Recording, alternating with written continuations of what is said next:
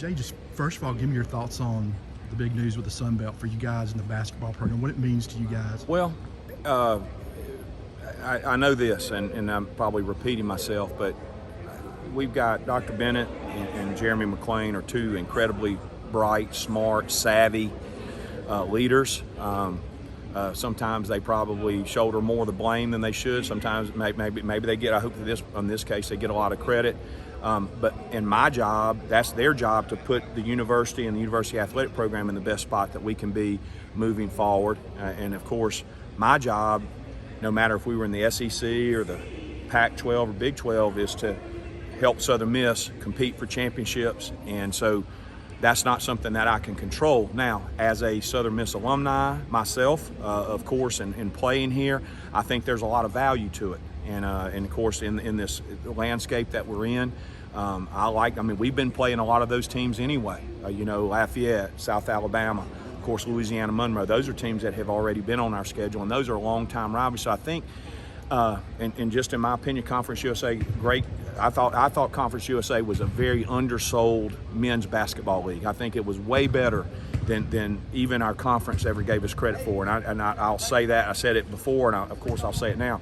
And what I mean by that, that it was really good.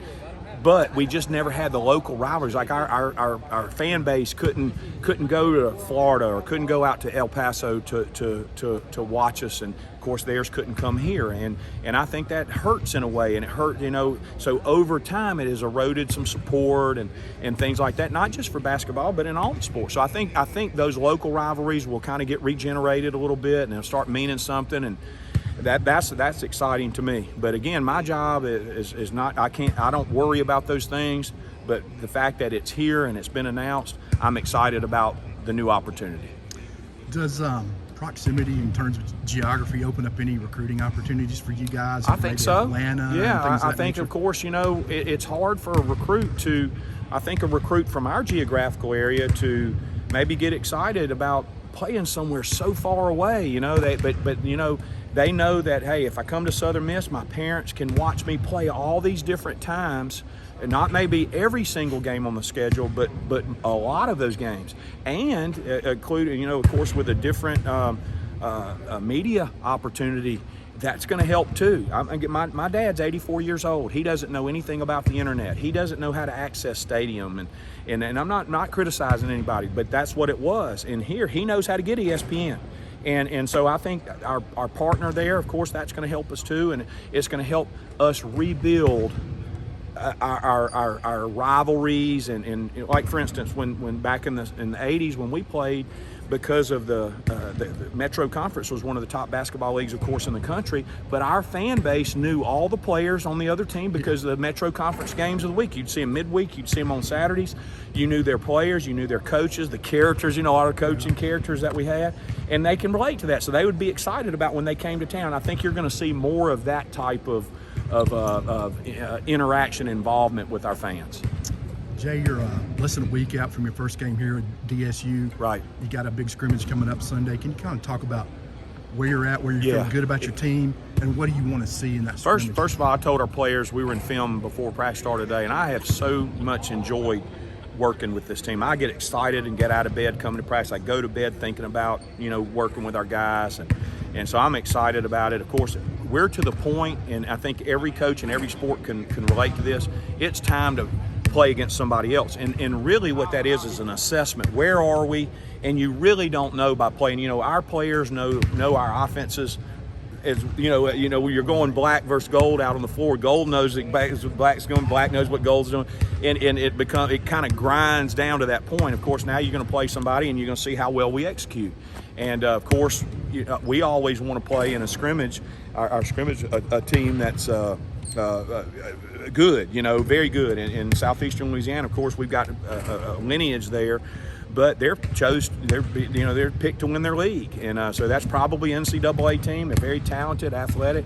It gives us a good test on where we are. Of course, looking ahead to our exhibition game next week against Delta State. A lot of relationships with Delta State here. Of course, Jeremy McClain being the former athletic director, I know he likes that game. And of course, they're always one of the top Division II teams in the league, in their league, and also in the country. So, we've got 2 good tests to start with, and of course, right after that, we'll be opening our season up. And heck, you didn't even get the benefit of a scrimmage game last year. Kind of talk about that a little bit, and where you are now as a team compared to this point last year. I think, that's a great question. And of course, you never heard us, Glenn. You and I have known each other since we were kids, but we never used that as an excuse, but it disproportionately hurt us. And what I mean by that is we had 9 guys last year that were playing their first Division I basketball, high school players or junior college players. They had never played in Division I game. We had 9 of those. We needed those scrimmages. We needed the exhibition game. We needed those non-conference games that we weren't allowed to play last year because of the COVID restrictions. And that hurt us. And of course, I thought we gave a great account of ourselves during the conference play, but we lost so many close games, and a lot of those had to do just with lack of experience, and guys had never been in those situations before. And we needed those more than ever. And now we have a lot of guys back that have now gone through the wars. They've got that experience. So this would just even help even more. But it disproportionately hurt last year's team because of so many new faces to Division I. And what I like about our team, I like, there's you seeing Tay Hardy right there. I like the fact they don't. In any way, I think I'm coach speaking, but any coach can relate to this. When they want it, they're in the gym early and they stay late, and as soon as practice is over with, they're not running up the tunnel to the locker room. You may have your culture's getting right, and so I'm excited about that. They like to be in the gym. You don't have to beg them. You don't have to beg them to go hard. There's not now. Of course, we're making a lot of mistakes, and any team is at this point of the year. But what I like about them is they go hard. And you don't have to get on them to just play with effort. And I think that's a big part of the battle being won right there. Again, kind of going back to our culture is growing in the right way. Just last question, just to get kind of caught up heading into this first week, first game. Who stood out to you over the last 10 days, and heck, maybe most improved player from last year? Yeah, I'll start with most improved player. I think from last year's team, I think all of our players have improved. But I would be remiss if I didn't point out Denijay Harris. I think Denijay Harris he's just a different player. He's just a different player, and he's still got 3 years of eligibility, and that's exciting. And I'd have to say he was our most improved player. I think Tay Hardy. I think Tay Hardy he's really broadened his game from last year. Of course, Tyler Stevenson is Mr. Steady. I think Mo Arnold's going to be a big surprise to a lot of people.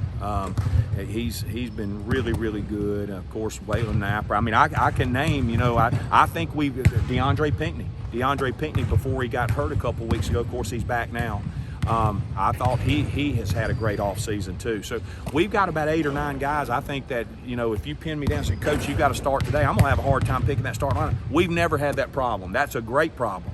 And because I think we've got 8 or 9 that are capable of starting, and maybe early in the season we may do some platooning, we may mix and match lineups until we can try to find the exact right chemistry of the starting group that we want. But I think, especially with the tempo that we're playing, the ability to press and do some things that we've been wanting to do for 2 years, I think we've got the right group of guys now to be able to play the way that we've been wanting to play.